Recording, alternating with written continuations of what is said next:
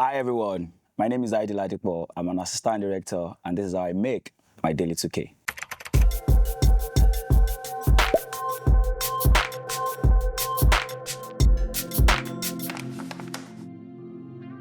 Being an assistant director, your job entails pre-production, planning of production, helping to run the day-to-day running of set, scheduling, making sure that you achieve all your schedule every day, and then just make sure that your points of call between production, cast, and crew.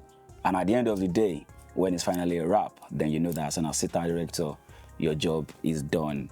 Is it a good path to becoming a director? Yeah, well, I would say it's close to it, but not entirely, because as an assistant director, you are not entirely in the creative department, while the director is focusing on creative, while the DP is focusing on technical and also creative, you are helping to, oil the engine, making sure that things get moving and all of that. So it depends on your own personal conviction. If you want to be a director, yes, it can help you. But also, I feel like it's also a path to being a producer because you are hands-on, you know a little bit of everything from, pre-production to production to post-production and all of that. So to be an AD, people say you have to be a screamer. Is this true? What are the top 3 traits needed to be really good at the job?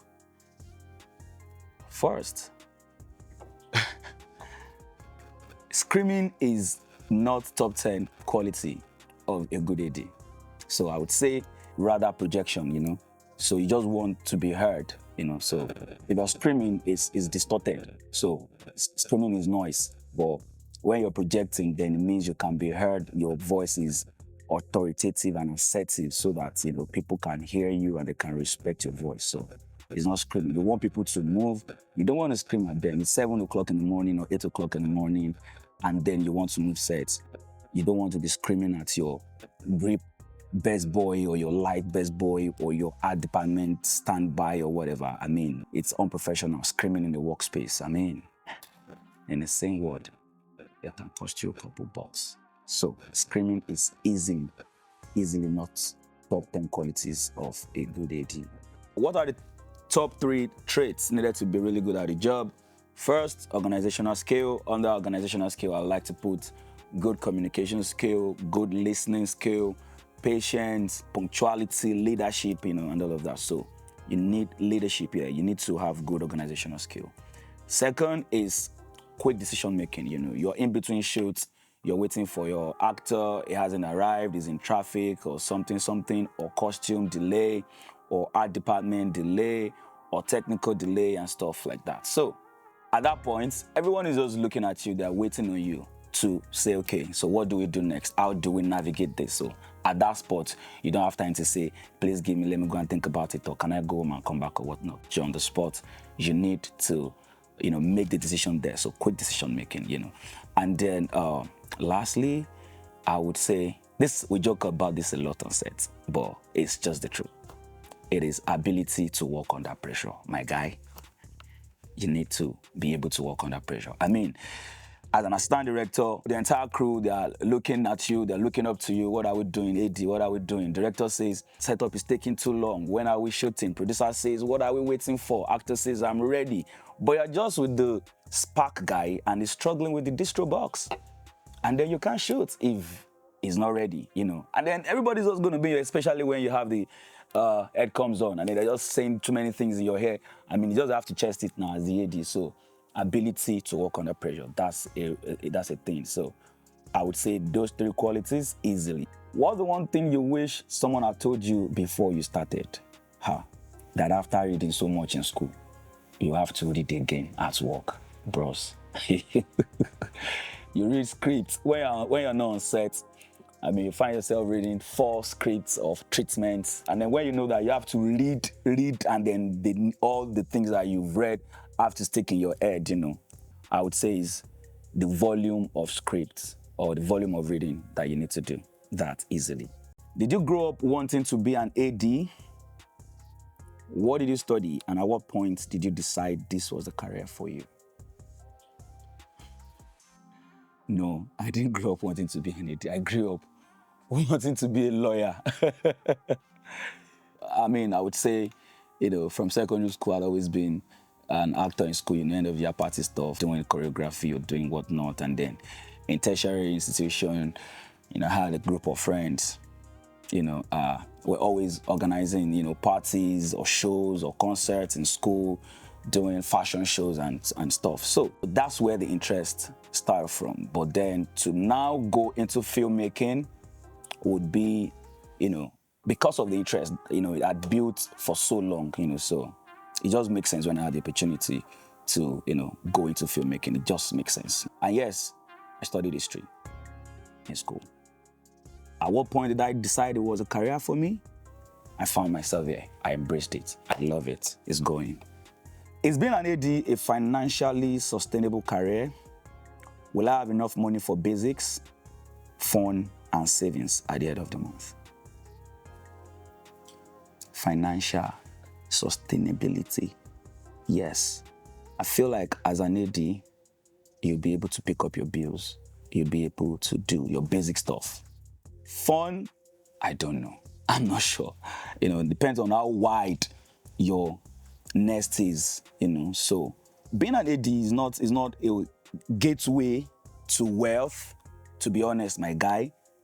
So if you're looking for money, if you're looking for quick money, if you're looking for big money, definitely not being an AD. You understand? So if you feel like as an AD, you need more, as a creative yourself, you need to, widen your nest. You need to know more, you can go more into editing, storyboarding, scheduling and stuff. So I think if you have a little bit of all of those, it would increase your financial inflow. So then maybe you can now think of having fun after your AD work has given you money for your basics. Then we can move on. Your job seems to involve a lot of problem solving. What's the most creative solution you've come up with for a problem in your line of work? Yeah, problem solving, yes. Every production comes with its own challenges, different challenges. For instance, when rainy season and then you're filming exterior and the weather forecast says tomorrow is not going to rain, and then you get to set and the weather forecast says it's going to rain. What are you going to do? At that point, you're not even looking for creative solution. You're just looking for solution. You're just looking for what's going to happen. Do you understand? And so different production with its own different challenges, and then you just have to, like I said, quick decision making and ability to work under pressure. So you just have to chest it. Teamwork makes the dream work. With the help of your director, the production, the entire crew, you'll be able to figure it out.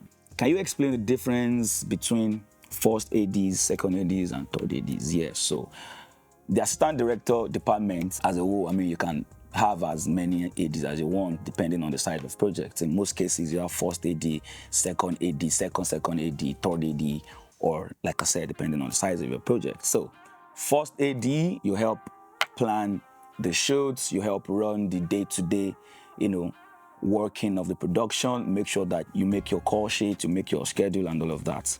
The second AD is more of a backset kind of person. Is running backset for you, is working with the background actors, making sure everybody get in costume, making sure that the crew fall in line, making sure that set is locked and all of that. And then third AD in this case assist also the second AD and the first AD in carrying out their activities. In most cases they handle the call sheets and just making sure that the AD department is moving, assisting first and second AD.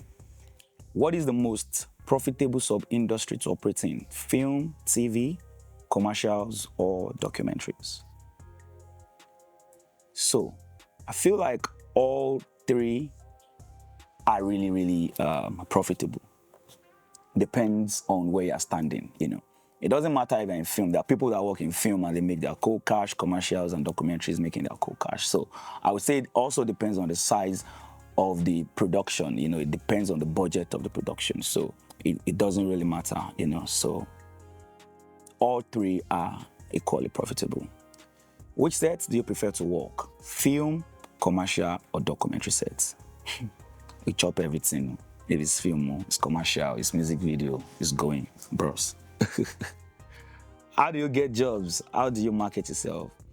First, with permission from production, whatever project that I've worked on, I put it on my socials, especially on my Instagram, so that when you ask, what have you done? I can just give you my Instagram handle, you check it out, you know. And then when you see that, you want to see my portfolio, CV, whatever, I forward it to you. But most times, it's better when you put in the work, you know. It doesn't matter what your portfolio, what your Instagram is saying. The work is on set, you understand? So it has to do with your work ethic, your work rate, your professionalism, how you do your job, your attention to detail and all of that. So I feel like if you do all of those things, you are easy to spot. People will see you, people want to work with you over and over again, you know. Finally, if a young person asks you for a roadmap into this career, what will be the 10 poles? Put your foot on the ground. Position yourself. Patience.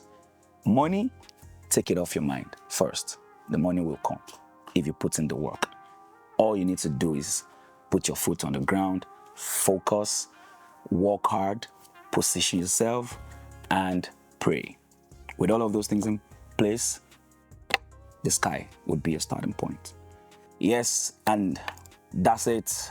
The questions. My name is Ladipo. I'm an assistant director, and this has been how I make my daily 2K.